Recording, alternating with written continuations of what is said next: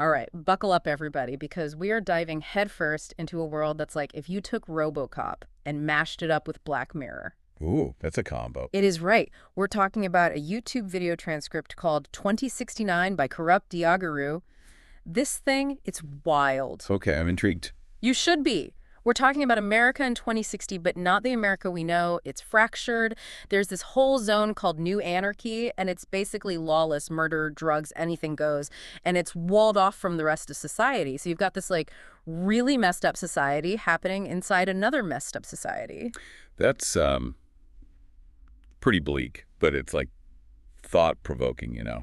This new anarchy thing, it's almost like what happens when all our worries about society falling apart actually happen. Yeah, exactly. And on top of that, right, you've got these RoboCops patrolling, part human, part machine, enforcing the law with brutal force. The transcript even says they can only be killed by special bullets. Wait, seriously, only special bullets? Yep.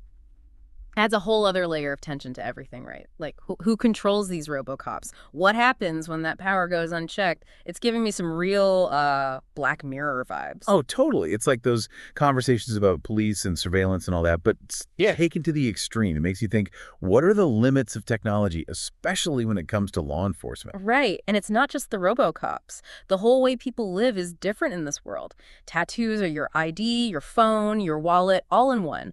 Plus, everyone's got these implanted phones for telepathic communication. No, hold on. Telepathic phones. Right. So, like, I can just think something and someone else hears it. That's what it sounds like. Talk about no privacy, right? It really makes you appreciate, well, not having your thoughts broadcast to everyone. I mean, yeah. It's like all those worries about data privacy and our phones listening to us, but times 1,000. Okay, so we've got this super messed up world right now. Let's talk about some of the characters. First up, we've got Simon Mormon. This guy, he's 72 years old, and he's kidnapped 11 young girls, all clones of famous women. Clones. Like actual clones. Yeah, actual clones. And it gets worse. He has this habit of killing them on their 18th birthday. That's just wow. Not only is it a horrible crime, but the fact they're clones, it adds this whole other level of creepiness. You know, it makes you question, like, the ethics of cloning in the first place. Totally. It's like he sees these girls as disposable because they're clones. And one of these girls, Kylan, she's our main character. She's a clone of Jennifer Maynard. And guess what? Today's her 18th birthday. Oh, no. That's, talk about bad timing. Right.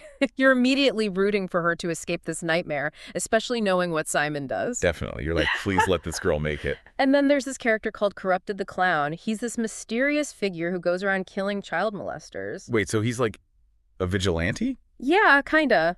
He bursts into the story with guns blazing. The transcript even suggests he might have some kind of magic going on. Okay, now I'm really lost. Magic. It's wild. He's like, is he a bad guy? Is he a good guy? I don't even know. He's like a walking moral dilemma. You almost want to root for him because he's going after terrible people, but... But the methods, right, it really messes with your sense of justice. Exactly. And as if all that wasn't enough, the transcript says that all the girls, except for Kylie, have turned to Lucifer. What? Like literally Lucifer? The devil? It seems that way. It's pretty heavy, right? Makes you think, what kind of despair would lead someone to that?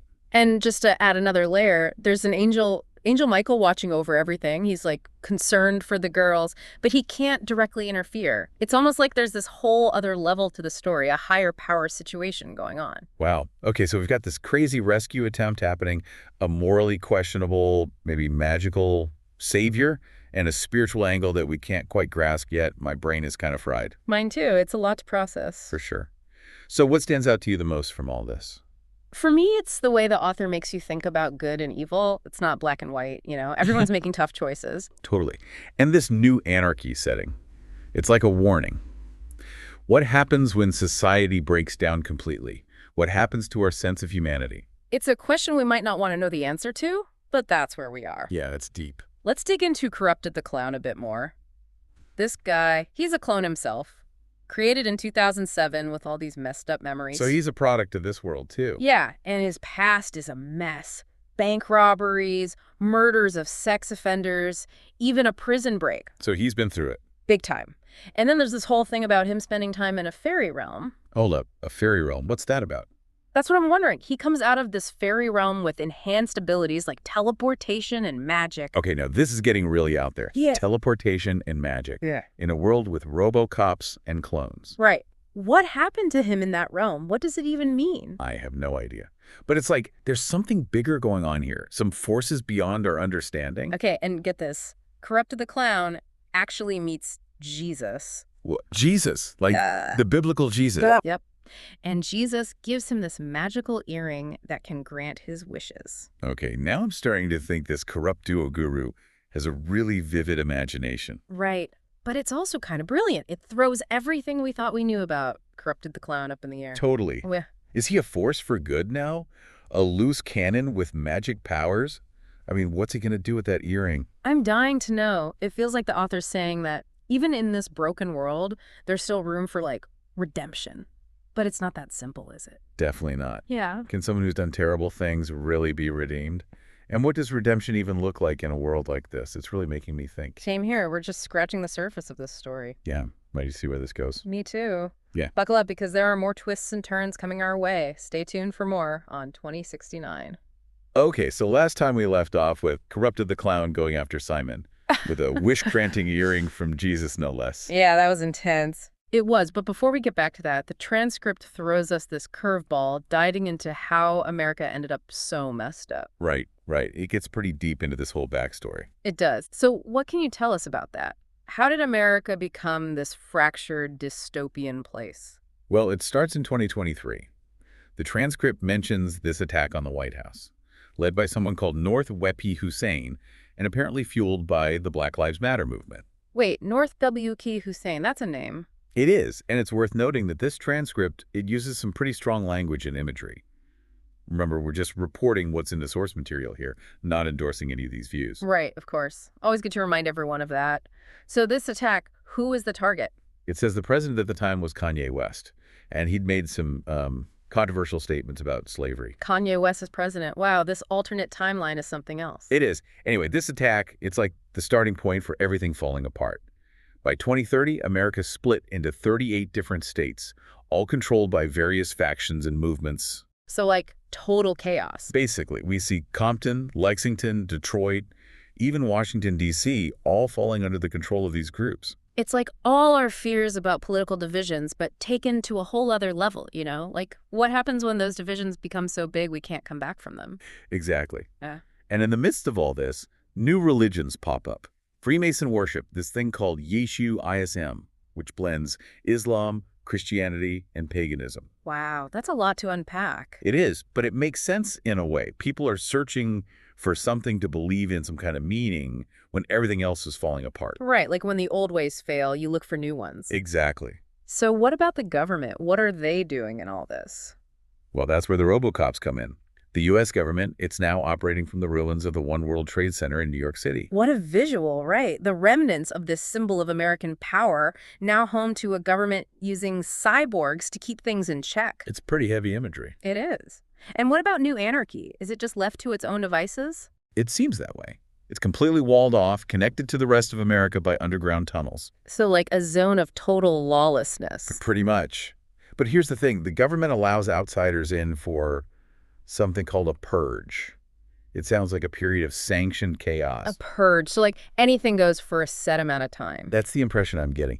It's really disturbing when you think about it. Like, is the government using New Anarchy as a pressure valve, letting people do terrible things in a controlled environment? It's a creepy thought. Makes you wonder who's really in control, right? Who benefits from this whole setup? For sure. And we can't forget about cloning. It's everywhere in this world. Originals and their replicas just mixed together. Right. And the transcript says there were only 100,000 pure-blooded white individuals left, all living in America. Wow, that's a really specific detail. It makes you think about race and power in this future. Like, has cloning and the influx of different groups changed the balance? It definitely raises some questions. And then there's the mention of skinheads. Right, the skinheads. So even in this future, racial prejudice is still a thing. It seems that way. It's like some things, even with all the technology and change, just never go away. That's pretty bleak. So we've got this picture of a broken America, a zone of anarchy, advanced tech, and this whole complex history behind it all. It's a lot. It is. And in the middle of all this, you've got these characters trying to survive, trying to figure out where they fit in. And don't forget about Elijah Prophet. I Yeah. talked about him earlier, the one controlling all that music coin, the Yep. cryptocurrency. He's involved in making fake tattoos, laundering money, the whole 9 yards. He sounds like a serious player in all this. Yeah, real power broker. And there's even a theory that he might be Kanye West in disguise. Whoa, hold on. Kanye West, the president who got attacked. That's what some people think. It would be a huge twist, right? It would. What would make someone like Kanye West go down that path? Is he trying to control things from the shadows? Or just survive? Who knows? Maybe he's just trying to get his hands on some of that music coin. So we've got all these pieces in play now. Kylie and the other girls trapped with Simon, Kurrupted the clown with his magic earring on his way to save them, and Sarah and Skinny on the run after that bank robbery. It's like a powder keg ready to blow. It is. And we're only halfway through this deep dive. What are your thoughts so far? Does this world feel believable to you? I think it's scary how believable it feels. Like some of these things, the divisions, the tech, it's all stuff we're dealing with now, just taken to the extreme. I agree. It makes you think, were we heading down this path? It's a question we should all be asking ourselves. But for now, let's get back to the story. Yeah, let's see what happens next. Man, this 2069 deep dive has been a wild ride. Fractured America, new anarchy, clones, RoboCops, we've seen it all. It's a lot to take in. It is. But there's still so much we don't know. Like, what happens to Sarah and Skinny after that crazy bank robbery? Do they escape the RoboCops? That's the big question, right? The transcript doesn't really say how they get away, but it does give us some clues about why they did it. Remember, Sarah's Kylie's mom, and she's hooked on heroin. Right, right. And Skinny, who's a clone himself, is totally devoted to Sarah. Their relationship is like this little island of, I don't know, humanity in this messed up world. It's like, even in this crazy dystopia, people still need connection, love, you know? Absolutely. But their actions have consequences, right? That bank robbery, it's got to have the RoboCops on their tail, and those guys don't mess around. Yeah, especially with those explosive tip bullets. It makes you wonder who the real danger is in this world, the criminals or the people enforcing the law. It's a good point. And we still don't know what Elijah Prophet's role is in all this. Yeah. Is he using Sarah and Skinny? What's his end game? He seems to be pulling a lot of strings behind the scenes. He does, doesn't he? It's like those real-world conspiracies, you know, powerful people profiting off chaos and manipulating events for their own gain. It's a scary thought. But let's switch gears for a second and talk about Kylie and the other girls. They're still stuck with Simon, but Kurrupted the clown's on the way, magic earring in hand. Do you think he can actually pull off a rescue? I honestly don't know. Kurrupted the clown, he's a wild card. Capable of violence, but also maybe good. And now he's got this magical power. It's impossible to predict what he'll do. I know, right? It's like, is he going to be a hero or just make things worse? And then there's Angel Michael watching over everything, unable to interfere directly. It's like there's this higher power involved, but it's not clear what the plan is, you know? It's almost like the story's saying there's something bigger going on, a cosmic battle, maybe, but we're only seeing this tiny piece of it. Exactly. So many questions. And this transcript, it only gives us a glimpse into this world. We're left with like a million loose ends. I know. It's frustrating, but also kind of exciting. It makes you want to fill in the blanks. Imagine what happens next. Totally. That's the power of a good story, right? It sticks with you. It does. 2069, it's definitely a story that gets under your skin. It's a wild mix of dystopia, technology, morality, even a touch of the supernatural. And it makes you think about our world, about the choices we make, about where we might be headed. It's a warning, maybe, but also a reminder that even in the darkest times, there's still hope, still room for connection, for love. Well said. So if you want a story that will challenge you, keep you guessing, and leave you thinking long after it's over, check out 2069 on YouTube. And remember, keep asking questions, stay curious. There are countless stories out there waiting to be discovered. That's all for this deep dive. Until next time, stay curious, everybody.